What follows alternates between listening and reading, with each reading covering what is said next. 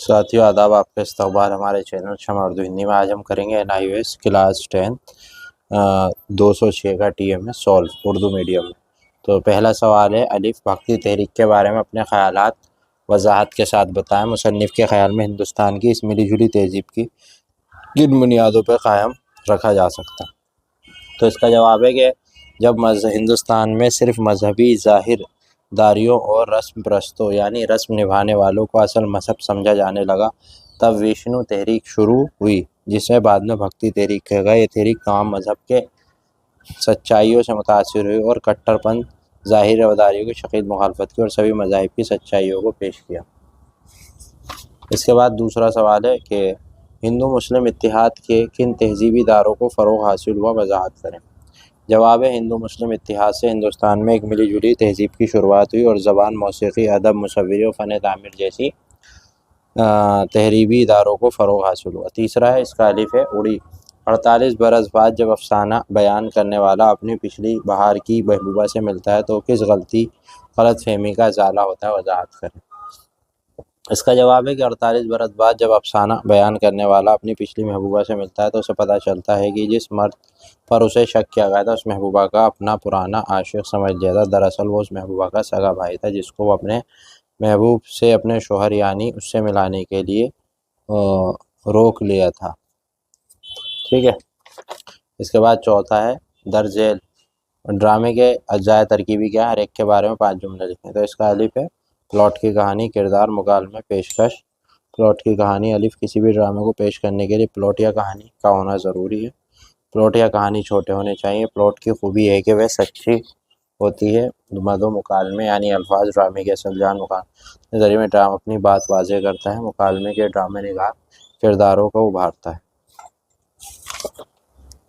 پیشکش ڈرامے کو پیش کرنے کی تکنیک اچھی ہونی چاہیے۔ ڈرامے کی کامیابی کا دار و مدار پیشکش پر ہوتا ہے۔ پیشکش بھی ایک طرح کا فن ہے جو کرداروں کو ابھارتی ہے۔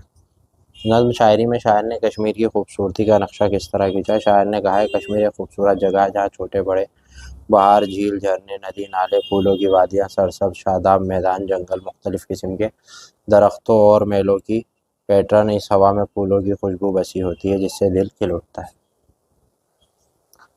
چھٹا ہے اور آخری ہے، اس کا کمپیوٹر کی تعریف اور استعمال پر تفصیلی نوٹ لکھیں اور کمپیوٹر کے اجزائے ترکیب بیان کریں، لکھیں اور کمپیوٹر روزگار کس طرح حاصل کیا جاتا ہے۔ تو اس کا جواب آپ دیکھ سکتے ہیں۔ پہلا تو یہ ہے کمپیوٹر کی تعریف۔